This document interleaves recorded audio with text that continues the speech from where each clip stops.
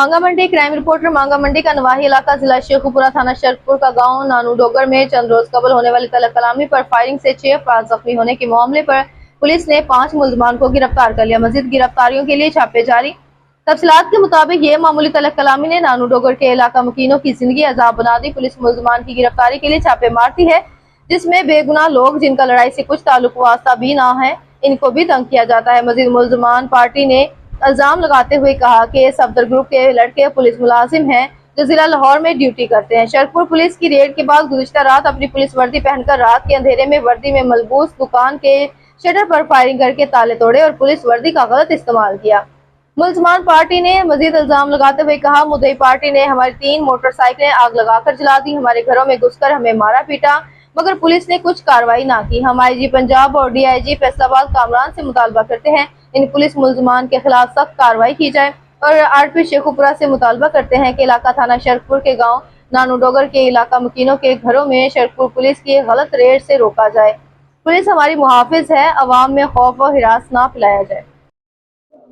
अच्छा जी, बुजुर्गों की होया फिर की मतलब दसो जरा। राती 12:15 वजे पुलिस आई है, 3 गड्डियां पुलिस दियां, 4 उन्होंने मुलाजम ने जिहड़े साडे कोल जांदे ने उसले बंदे ने कोई 25।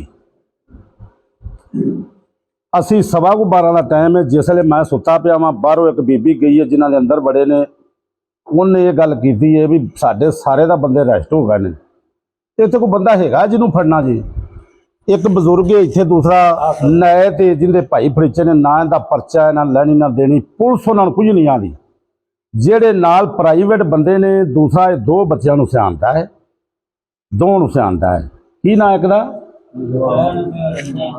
ਜ਼ੈਨ ਤੇ ਰਮਜ਼ਾਨ, दूसरा ਉਹਦਾ ਨਾਂ ਖਰੇ ਹੋਰ ਕੀ ਹੈ, दूसरा ਗੱਲ ਹੈ ਵੀ ਉਹਨੂੰ ਨਾ ਰਮਜ਼ਾਨ ਆਉਂਦੇ ਨੇ, ਜਾਨਾ ਆਉਂਦੇ ਨੇ, ਹੈਗਾ ਪੁਲਿਸ ਵਿੱਚ।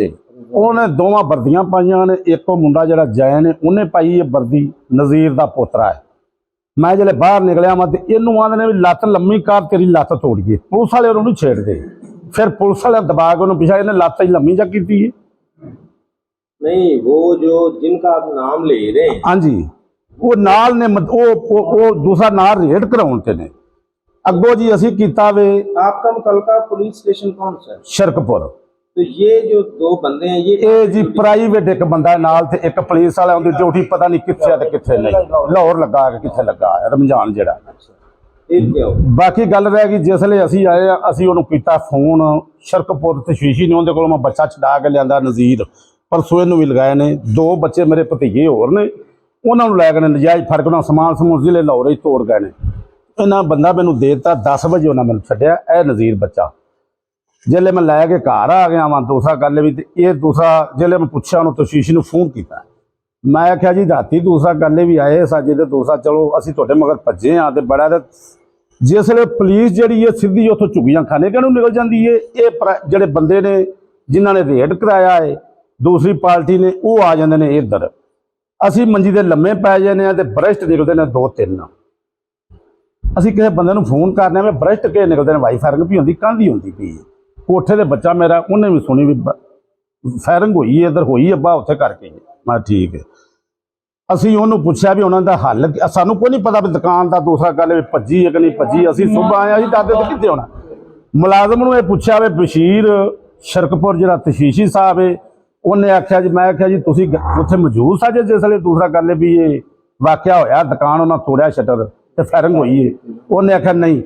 मैं आख्या कौन कौन उत्थे रेड करन गया सी? उन्हें आख्या जी एक चौंकी टाम के, दूसरा चौंकी कोट नूर शाल गए हैं, तो मैं भी नाल गया सा। मैं कहा ठीक है सरकार। मैं कहा तुसी तो नहीं हजे जिले दुकान टुटी? उन्हें नहीं। उन्हें मार के इतने बंदे का शटर जो ही आपके मौजूद जाके वेख सकते जी। इन्नी साढ़े को सानू तो सुबह 10 पई है, अभी तो डरदा कोई बंदा साडा गया ही नहीं। सुबह सानू 10-11 बजे पता लगा। ये बताएं जब आपको ये पता चला कि वो दुकान को उन्होंने नुकसान पहुंचाया जी, हाँ जी, तो फिर आपने पुलिस से असी जी 1 ते कॉल की है, मुलाजम लगे उन्होंने फत्तू वाले चौंकी जो उन्हें सानू फोन किया भी असीं तुहाडे कोल लगे होने, अजे नहीं आए। उन्होंने असीं बेड़ी लंघ गए हाँ। असीं पुलिस वालों ते पुछ के काम किया भी साडा दूसरा नुकसान तुसीं कर गए जी? उन्हें आख्या नहीं। फिर जेडे परसों रात पई है पुलिस, उन्हें बच्चे 2 फले ने। नज़ीर ने आख्या बीबियां ना मारो, आ पखे जो छत तो थले पर सड़ दे, क्यों बस ये प्राइवेट ही सड़ते हैं बर्फियां पा के। ਪੁਲਿਸ ਵਾਲਾ ਸਾਡਾ ਨੁਕਸਾਨ ਨਹੀਂ ਕੀਤਾ। ਇੱਕ ਜਿਹੜੇ ਸਾਡਾ ਸਿਰਕਪੁਰ ਦਾ ਬੰਦਾ ਹੈ ਨਾ, ਪੁਲਿਸ ਵਾਲੇ ਦੇ ਇੱਕ ਇਨਸਾਨ, ਉਹਨਾਂ ਕੋਠੇ ਤੋਂ ਥੱਲੇ ਸੱਟਿਆ। ਇੱਕ ਬੱਚਾ ਮਾਸੂਮ ਅਜੇ ਕੋਈ 4 ਸਾਲਾਂ ਦਾ, ਉਹਨੂੰ ਵੀ ਸੱਟ ਲੱਗ ਗਈ ਏ। ਉਹ ਵੀ ਉਹਨਾਂ ਸਮਾਨ, ਮੰਜੀਆਂ ਤੋੜੀਆਂ ਨੇ, ਪੱਖੇ ਤੋੜੇ ਨੇ, ਇੱਕ ਮਸ਼ੀਨ ਤੋੜੀ ਏ। ਰਾਤੀ ਹੁਣ ਦਰਵਾਜ਼ੇ ਟੁੱਟੇ ਨੇ ਸਾਡੇ, ਦੂਸਰਾ ਕਰਨੇ ਵੀ ਉਹਨਾਂ ਨੇ ਤੋੜੇ ਨੇ। ਰਾਤੀ ਫਿਰ ਉੱਥੇ ਰੇਡ ਕੀਤਾ ਨੇ, ਜਿਹੜੇ ਬੱਚੇ ਛਡਾ ਕੇ ਲਿਆਂਦੇ ਨੇ, ਜਿਨ੍ਹਾਂ ਦਾ ਪਰਚਾ ਨਹੀਂ ਹੈਗਾ।